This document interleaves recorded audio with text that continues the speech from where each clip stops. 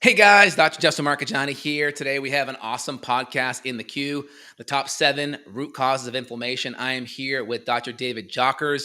Really excited to have him today to chat with. David, how we doing, man? I'm doing great, Justin. Always great to connect with you. You're one of the leading minds in functional health, functional medicine. And so, always great to collaborate and discuss really important topics that are affecting so many people around the world. Oh, excellent, man. I'm really excited to chat with you. I mean, you could just pull up one of your blog posts and just have the infographic run the whole entire podcast, right? So I'm really stoked to chat about it. So, first off, out of the gate, I think we should just kind of define inflammation for listeners. How would you define it pretty simply? Yeah, inflammation is an immune response that's actually designed to help protect your body. See, our body is hardwired to protect us from dying from an infection. So, our ancestors, when they would go out hunting, or let's Mhm. say they were in war or something like that, they would be attacked. They would have some sort of a flesh wound, and then bacteria could get into that flesh wound, into their bloodstream, and then spread throughout their body and get into their lungs, cause pneumonia, get into their nervous system, cause meningitis, and kill them. This is really the leading cause of death throughout the history of Mhm. mankind. Even when people were in war, they really they tended not to die like it was. They were more commonly were dying from a infection they got from a wound than the actual Mhm. wound itself. Right. And so the body is adapted to create this inflammatory response whenever you have an injury, right? And when we think about injuries, we think about, okay, a sprained ankle, let's say. What Mhm. happens? You end up with a lot of inflammation in that joint, and that inflammation is there to help protect against any pathogens getting in. It also helps break down damaged ligaments, tendons, different structures that are in there that are involved, and it's all part of the healing and remodeling process. And so, inflammation itself is actually very therapeutic, very healing, and it's designed to help keep you alive. The problem is that most people in our society now are dealing with chronic inflammation because their main injury is actually in their gut. It's in their digestive system. So the gut, when that becomes damaged, the body responds just like if we sprained an ankle or if we got a cut or a burn, it creates this inflammatory response. You just don't see it. So you don't actually see it. And oftentimes you don't even feel it, at least not in your gut. Like a lot of people are not feeling gut pain or even, just like a stabbing pain, even though the gut is damaged. But when that happens, when the gut becomes damaged, now proteins are seeping into the bloodstream, and the body says, okay, these are abnormal proteins, abnormal bacteria in here. Let's turn up inflammation throughout the body. So that person may experience eczema or some sort of skin inflammation, acne, rashes. Another person may experience joint pain. So when they have leaky gut and their body's ramping up inflammation, they notice it in their joints. Different joints are hurting. Another person may have a lot of brain fog and fatigue. So it can impact us in different ways. But in our society today, the inflammation is less so coming from like a physical injury and more so coming from injury in the gut. 100%, 100%. So kind of my simple kind of metaphor to understand inflammation is you have breakdown and build up. Catabolic, anabolic. Anabolic builds you up, catabolic breaks you down. You have things that are responsible for the breakdown like cortisol, stress hormone, interleukin cytokines, right? Inflammation in general is a good thing. When you go to the exercise, when you go to the gym and you lift weights and you do push-ups, you're creating an inflammatory response in the pec area, but then you have this anabolic buildup of remodeling protein so your chest gets stronger and bigger. But there's a healthy balance, right? And so what we're talking about here is the inflammation causing a little bit more of a breakdown than you're able to build up. And so over time, whether it's your brain, connective tissue, joints, cartilage, gut lining, all of this inflammation is causing the body to break down. And depending on where that tissue breaks down is where the symptoms occur. If it breaks down on the cartilage, arthritis. If it breaks down on the blood brain barrier, brain fog, mood issues. If it breaks down on the gut, you can have more autoimmune issues. You could have digestive issues. If it breaks down, let's just say, in other tissues in the body, it could be MS or type 1 diabetes. And so, yeah, so depending on where the tissue is where conventional medicine puts that ICD-10 code. But we're looking deeper under the hood and we're trying to get to the underlying mechanism. So, first off, we kind of define terms and then now we can go into other root causes and root palliatives to kind of help support it. Any thoughts? Yeah, for sure. And you have, that acute inflammation, which again is very therapeutic and healing. And then you've got chronic inflammation. The big Mm-hmm. difference there is the body, when it's in this breakdown buildup cycle, that is normal and healthy. But when that never gets turned off and the body is Yes. continuously in this sort of healing cycle and it never gets turned Yes. off, that's when we end up causing a lot of long-term problems. And that's what's Yes. happening in our society. Yeah, inflammation is a good thing because of the remodeling that takes place. It's the out of control chronicness. And especially when we look deeper at the hormones like cortisol, adrenaline, if that's kind of chronically high or even chronically depleted, that's where we're going to start to have big symptoms. What would you say the next big root causes? Yeah, so at the root, leaky gut is a huge Yep. factor with all of this, right? Because again, if the gut is damaged, now we've got proteins, we've got bacteria, yeast, different things like that seeping into that bloodstream. And that tells the body, okay, wow, we need to signal the alarm because these things, we shouldn't have abnormal proteins or Mhm. bacteria going around in our bloodstream. That puts us at risk for pneumonia, for meningitis, for something like that. So we've got to turn up and ramp up inflammation. And the body kind of has this like threshold level for how much abnormal protein and bacteria should be in the bloodstream. And once we get over that threshold, it's like a massive alarm throughout the whole body. And then we're releasing a lot of cortisol, right? We're releasing a lot of hormones that are associated with fight or flight. And that suppresses the hormones that have to do with healing and repairing sexual reproduction, our anabolic, our Yep. testosterone, our estrogen, our progesterone, because we're putting all of our energy into fight or flight, Yep. cortisol and epinephrine. And this is why leaky gut can cause issues with sleep, for example. A lot of times people have insomnia, and it's really related to leaky gut and damage in their gut. So that's always the first thing that I look at. And then I kind of building off of that is just we have to look at their diet, right? Inflammatory foods Yep. are one of the main triggers for leaky gut. Yep, 100%. So of course, like you talked about proteins, right? So the big proteins, I think you agree would be your glutinous proteins from grains, and Yep. it could even be gluten-free grains too. Sometimes rice can be a problem, corn can be a problem, especially if there's GMO residue on that, right? Like the pesticides that are used, right? Roundup, Oh, yeah. etc. And then of course, high fructose corn syrup can have a lot of different corn residue as well. Casein in a lot of dairy, especially if it's more conventional based dairy with a lot of the hormones and things in there. So all those things can be a problem. And then of course, the more our digestion isn't optimal. So if we don't have enough acid and enzyme and bile salts, we got to break these proteins down into smaller units called peptides and amino acids. When these globules are just too big, that can create more food allergens because our bodies have these big proteins they're seeing in the bloodstream, and that can create more stress. So we got to break things down. And if that fight or flight sympathetic nervous system is going, those enzymes and acids and bile salts may be really at non-optimal levels, and we have these bigger food globules in our intestines. For sure. We weren't meant to eat on the go, right? And so we Mhm. really need to be more relaxed state, take a few deep breaths. We always pray before we eat, Yep. right? That puts us in a state of gratitude, activates that parasympathetic nervous system, the vagus nerve, which travels from your brain Yep. down into the stomach, into the gut, and activates the production of those key digestive juices so you can really break down the foods effectively. So, yeah, we definitely need to eat with we have to have mindful eating habits and eat foods that are nutrient dense and not foods that are higher on the inflammatory spectrum, like you talked about. So yeah, that's huge. And then we got the third big thing is keeping our blood sugar stable, right? Mm. So blood Yep. sugar stability is super important.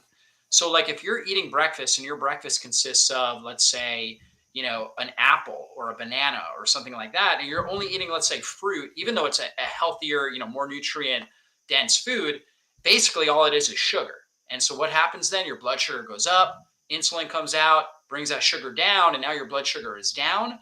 And now your body says, okay, blood sugar is down. And if you're not metabolically flexible, or your body's not very good at burning fat for fuel, that becomes again, the alarm gets signaled because it says, okay, wow, we don't have enough sugar to fuel the brain. So we're hypoglycemic now. So Mhm. now we need to pump out more cortisol, more epinephrine to get the blood sugar up because cortisol is a glucocorticoid, meaning that it Yep. activates blood sugar release from the liver, Mhm. from the muscles into the bloodstream to get the sugar back up. But with that, we also kind of get this effect on our brain, this high cortisol, Yep. epinephrine, where it can cause us to have cravings. It can cause us to have mood swings, irritability, anxiety, a lot of different issues like that. And that just drives up inflammation in our body as well. Yep, 100%. And also just having blood sugar go up and down, up and down. If you're relying on lots of glucose to be your fuel source, unless you're doing lots of exercise and burning it up and you kind of have that ectomorph body type, these are the people that are kind of your basketball players, your marathon runners. These are the ones that when they eat a bunch of carbs, they just have to go run around the block because their glucose just triggers their body to need to move. If you're not, keto adapted, right? Glucose is a dirty fuel in your body. It tends to cause a lot of oxidative stress. This is why diabetics with high blood sugar, that kind of oxidation is going to create problems with the eyes, the vasculature, peripheral nerves. And so it's good, especially if you're not super active, to be doing a lot more, to be more keto adapted and to kind of really switch your fuel source to being more kind of fat based, which creates less oxidative stress. Yeah, so you really want to build your diet around protein and healthy Yep. fats, right? I Yep. recommend typically when you eat, you want to eat roughly about 30, maybe 40 grams of protein. If you're trying to put on muscle mass, let's say you're weightlifting or something like that, you may even need more. But when you sit down and eat a meal, you should be looking at somewhere around 30 to 40 grams of protein in there, Yep. roughly around 30 grams or so of fat in there. Somewhere in that range is usually a good range. Depends, it can obviously range a little bit depending on the individual's body size or gender, their activity level, but somewhere in that range where you're getting the fat, you're getting the protein, and then you might have a little bit of carbs and some vegetables or maybe some berries, some low glycemic fruit, but you don't want a tremendous amount. You really want to minimize the amount of starch that you're consuming throughout the day, starch and sugars, and just get them from real foods after you have your protein and your fat levels, your macros right on your protein and fat. 100%. And kind of my philosophy is anywhere between a palm to a full hand of protein. That's usually 3 to 6 ounces. Again, if you're bigger, it may go higher to 8 ounces. If you're Yeah. doing a lot of lifting of weights, you may be able to shift that. And then usually carbohydrate wise, I kind of say between 2 fists to 2 full hands. And I would say mostly vegetables is pretty good. Yeah. And if you're going to throw some starch in there, there's some theories. I tend to go later in the day because of the carb Yeah. backloading theory of just being more insulin sensitive later in the day. And I try to stack in the fast at night with really lower carb throughout lunch to Yeah. really tap into more being able to utilize ketones and fat for fuel. What's your thoughts on that? I completely agree about that. In fact, that's what I talked about in my book, Keto Metabolic Breakthrough, when I talked about carb cycling and even getting keto adapted in the beginning is really trying to push those carbs into later in the day. Even though a lot of people say, well, then you're going to store them as fat. It's not necessarily true because if you go low carb throughout the day, your body's actually going to burn up all your sugar stores in Yep. your liver and your muscles. And so now you're Bingo. going to have this wide open available storage for those carbs when you consume them, put it right back into the liver, right back into the muscle in the form of glycogen. So you're not just going to turn it right into fat. And I think that's a much, much better strategy. And what I've noticed is that when people go lower carb throughout the day, they have less cravings throughout the day. When you Yep. start your day and you eat more carbs earlier in the day, cravings go up and your overall, the amount of calories and the amount of carbs that you're going to consume throughout the day goes up. So Yeah. A part of the big reason why exercise, especially lifting or interval training, is so beneficial is one, it makes your muscles a little bit bigger. And then yeah, muscles are like a sponge for glucose.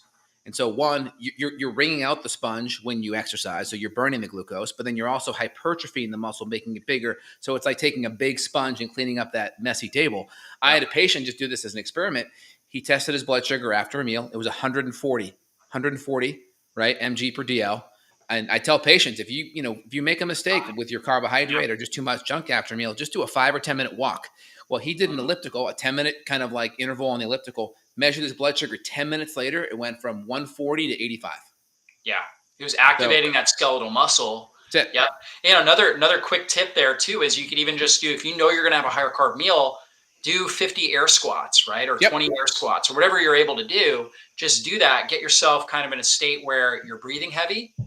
Give yourself a few minutes to just kind of calm down, take some deep breaths, and then eat your meal. Now you've activated the GLUT4 Yep. receptor, right? So the On the outside GLUT4 of the muscle. transporter protein that actually acts like insulin to pull the sugar into the cell. And again, you got to get that sugar out of the cell because the sugar will create more oxidation and will create a process called glycation or Yep. browning inside of your body. So, if it's stuck in the bloodstream at a high level, like that 140, like your client there, so we want to pull that out, and we don't want to do it with a lot of insulin, right? So we want to be able to get the sugar out of the bloodstream and into the cells with the least amount of insulin production, and that's what the exercise will help with. Yeah, and that's why I recommend like during the day, I have a stand desk here. So I have a treadmill over here that I can control with the remote. So I'll move my Mm, desk over there. Like yesterday on my Fitbit here, I walked 18 to 19,000 steps yesterday. So I yeah, moved it over my awesome. treadmill. I'm working with patients. And then I have my little QB stepper over here. So I lower my desk and now I'm able to pedal. So I'll go from pedaling to Yeah. just standing and then doing actual walk at 3 to 4 miles per hour. I can go to 1 or 2 miles per hour if I want, if I'm really focused and I don't want to put a lot of energy out and Yeah. put more brain energy. So it's good if you're in those work environments, start with just the QB where you just get the little pedals, put them Yeah. under your desk and just try to get an extra 5,000 steps a day with just that alone. That makes a huge difference. Yeah, no, that's great. And I can tell, from the last time I talked to you, you actually look more muscular and trimmer as well. Oh So yeah, it's thanks. working for Appreciate you. it. It's working for That you. you got it. You got it. What's number four? Yeah. So number four is going to be infections. So sometimes you can eat a great diet, right? You can really try to put your body in the right mindset, right, and in parasympathetic mode, so you're able to produce the right amount of digestive juices. But you've got infections, particularly gut infections, that are driving up inflammation in your gut, driving up inflammation, driving up cortisol levels, and these bad gut microbes, which could be candida, right, or some sort of a yeast or fungal overgrowth. It could be bacteria like Klebsiella, for example. It could be parasites, could be worms, could be Blastocystis hominis and different amoeba and different things like that. These things are going to eat the nutrients that you're consuming. They're going to poop out toxins, right? And Yep. those toxins are going to drive up inflammation in your system. So sometimes we need to use some herbs and different compounds to help remove these infections and follow specific protocols to get rid of these infections. That's really the next thing that we've got to focus on there. Yep. 100%. So first off, just being in a really healthy parasympathetic state with good acid and enzyme and bile levels, those actually provide like almost like natural bleach for Yeah, like the dirty picnic table. So it makes it harder for microbes to grow when there's good acids there or good bile. These things have a natural antimicrobial effect. Number one, and then typically good beneficial bacteria in the gut. It's also going to produce some level of acids, whether it's glucuronic acid or different acids that are very helpful for keeping bugs in check. But then when you've eaten too much sugar or been exposed to antibiotics or your sympathetic fight or flight's off, these microbes start to overgrow. And then you're in this, then it starts to shift the whole milieu. So then you kind of have to fix everything. You got to fix the digestion, fix the diet, use the herbs to knock down whatever microbes are going on. And there can be different microbes. And sometimes when those microbes are in there, you can't just go back to doing lifestyle things, changing your diet and digestion. That may not be enough. And sometimes the herbs are really necessary to kind of knock things down. yeah, absolutely.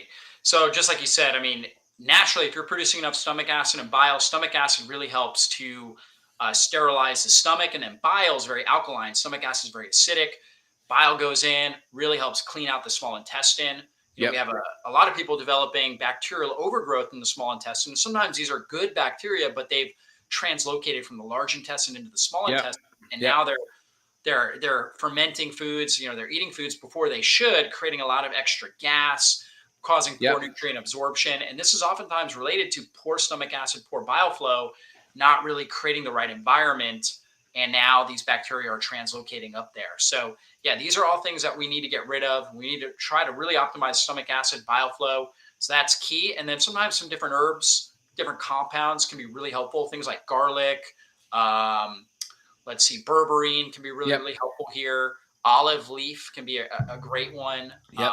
Black walnut, right? What are Yep. some of your other favorite I'd antimicrobial? say oil of oregano is Yeah, wonderful. yeah, Ginger, silver. I like wormwood a lot too. These yeah, are all excellent compounds that are very helpful. And then typically when we do a lot of killing, we may even throw some biofilm busters in there, whether it's ginger or silver or N-acetylcysteine can yeah, work wonderful to help the herbs work even better, kind of disarm the bugs, so to speak. yeah. Super important. And I know we're running low on time, so the next two I'm going to put together: Yep. chronic stress and poor Mm-hmm. sleep habits. Right. Mm. So Mm-hmm. these kind of go hand in hand. Obviously, if you're under a lot of stress, it's going to cause higher cortisol levels, higher epinephrine levels, which is going to cause more laxity in that gut. So when you have high cortisol, the tight junctions that keep the gut connected and with a lot of integrity become loose. Also, high cortisol will cause a reduction in the mucus membrane, which is kind of like the first line of Yep. defense in your gut before you get to the gut lining. So you'll have less mucus production, lower levels of secretory IgA, which is your key immune component, that helps protect your gut lining. It helps protect against pathogen buildup in your gut. And then the gut junction will become more leaky or more loose and will tear more easily. So it predisposes you to leaky gut. And of course, we know chronic stress will also impact your sleep quality. And then if you're not sleeping well, that also is going to cause more issues with stress, with higher cortisol, higher adrenaline. And, obviously that's going to compound your gut health and your ability to just heal and repair and produce the right amount of anabolic sex hormones in order to repair and really thrive. 100%. We talked about anabolic building up and catabolic breaking down.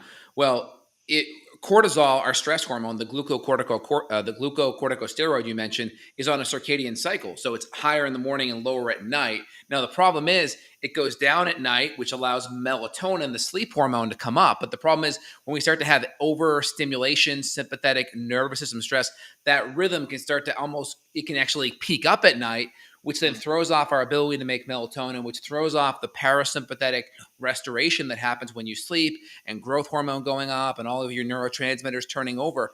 So like you kind of mentioned, that sleep, it's so important because when that throws off, that prevents the healing and recovery. And so it's almost like a double whammy, so to speak. Yeah, you really can't recover if you're not sleeping well. That's Mhm. actually it's one of the most foundational things. I know I can help somebody if we can get them sleeping well. The faster we get them sleeping well, the faster their body's going to heal. Yeah, and you can get like a Fitbit where they have an HRV function, or like the Whoop or the Aura Ring, and you can test kind of your HRV and your sleep depth.